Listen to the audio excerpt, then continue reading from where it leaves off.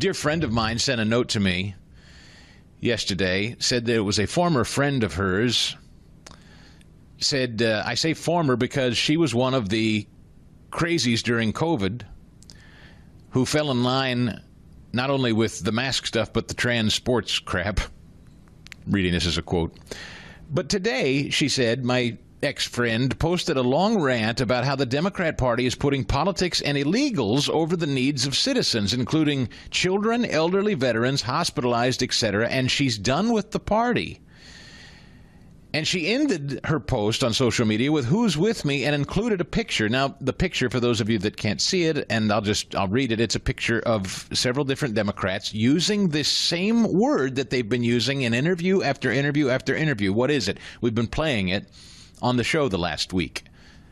Leverage.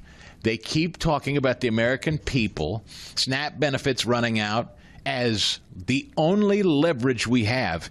And this friend, I wrote back, I said, yeah, I can't believe how the Democrats are screwing up the messaging on this. It's remarkable. To which she responded, the ones paying attention get it. Some are so blinded by Trump derangement syndrome they can't use simple logic. But for people like my ex-friend, it's now personal. They know people are hurting. They see who's doing it. I thought it was a great point. And as you look at the media exchanges with Democrats on this thing, Chuck Schumer, for instance, listen to number 17, not going well for the Democrats out there. We are saying the Republicans can fund it now, and they're using these people as hostages. Plain and simple. Next. That's the answer. The answer is they can fund it right now. Okay? Right now. Jake Tapper, number 19.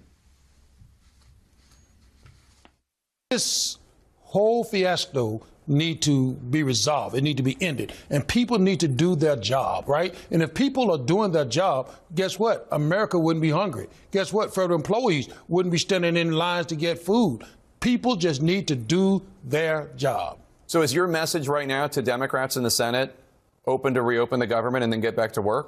Is that what you're saying? Absolutely. I'm saying that the American workforce should be at work providing the services for the American people, and in the process, they should get paid because they're just like the rest of America. Yeah, that's Everett Kelly that Jake Tapper's talking to. Is your message to Senate Democrats reopen the government and get back to work? Absolutely, says the president of the American Federation of Government Employees. So to this point, Democrats and Democrat media seem to be turning on one another. Here to talk about it, Bruce Levell. He is senior advisor to President Trump's 2016, 2020, and 2024 campaigns. He is a former Small Business Administration advocate for the White House and joins us now. Mr. Levell, it's a real thrill to have you on the show for the first time. Good morning. Hey, good morning, Chris. Thanks for having me. Seems like the walls are starting to squeeze these Democrats. I don't think they have anywhere to go with it. I mean, when their friends and associates in media are saying, why don't you just vote to reopen the government? And they talk about people like leverage. It doesn't seem like it's playing well with their own base. Well, maybe they got a message this past Sunday in church if they went, the spirit of common sense. I mean, my God, it doesn't take rocket scientists to see where we're wrong with this.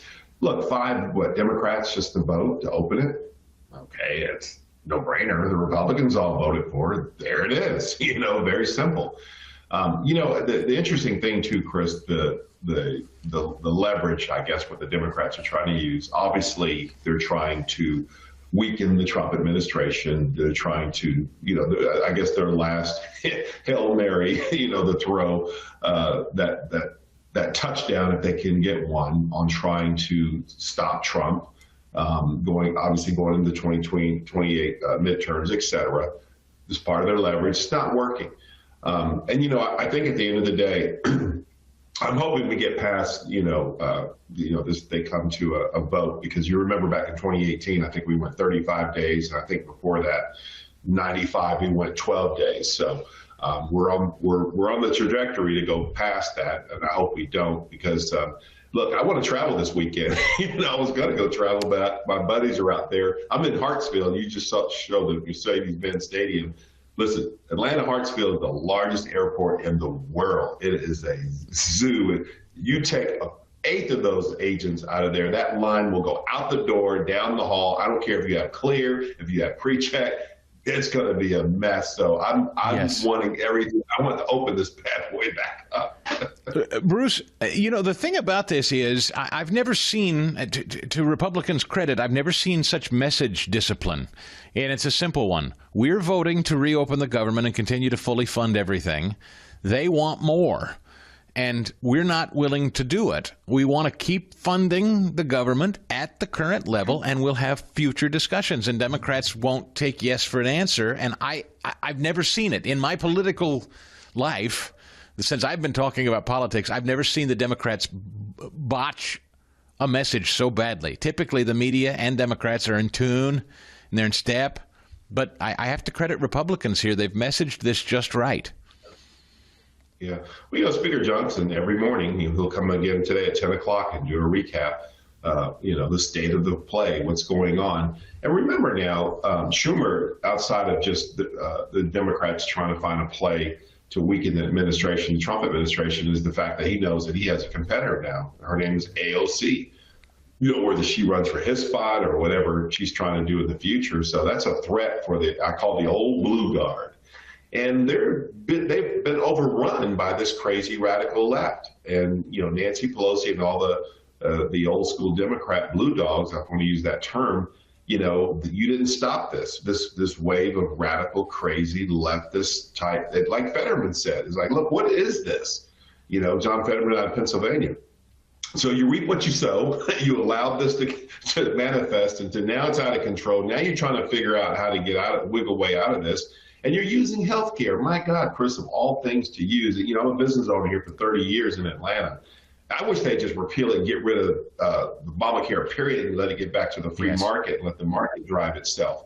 And we won't even have to be negotiating with this stuff. And they use that carrot is what they're using, using healthcare as a hostage. But as well as I do, the American people, and even Democrats, as you read that note early, for the segment, that she's done with the Democrats, is the fact that why would it be funding illegal immigrants with taxpayers' money?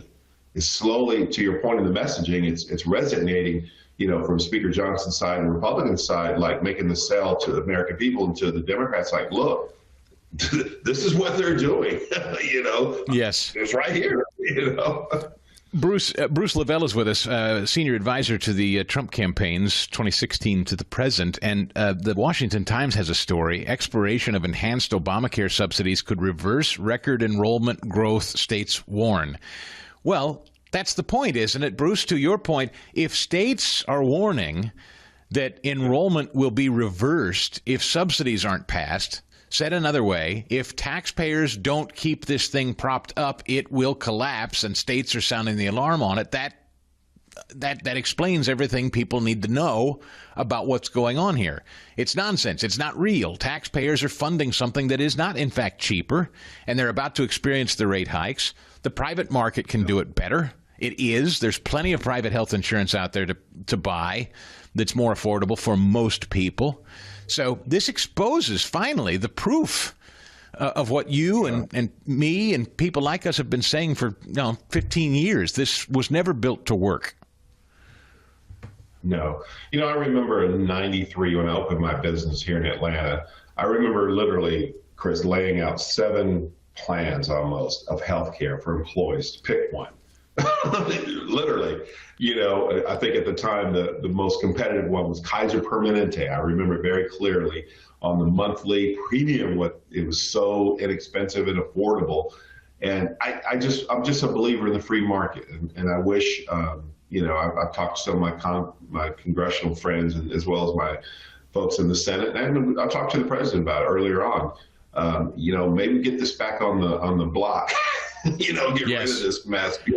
It's Bruce, just a hot mess. I couldn't agree with you more. And I'll tell you something. I don't think ultimately the Democrats were banking on this being a centerpiece discussion, but they inadvertently dragged this back into the spotlight now that it's been a few years in place. And I think it's going to blow up in their face. We'll see. But listen, I really appreciate your time. It's great to make your acquaintance. I hope you'll come back and talk with us again soon. Yeah. Thanks for having me, Chris. That's Bruce Levell, senior advisor to the Trump campaign, Small Business Administration advocate as well. there in Georgia. Our telephone number, 855-STIGAL, if you'd like to get in here today. Those of you that are just tuning in, I have more to say on this Boasberg stuff and the surveilling of some 430 Republicans and organizations. It's now been uncovered in this Arctic frost operation. If you didn't hear about this yesterday, you need to. For full shows, live and on demand, it's Salem News Channel.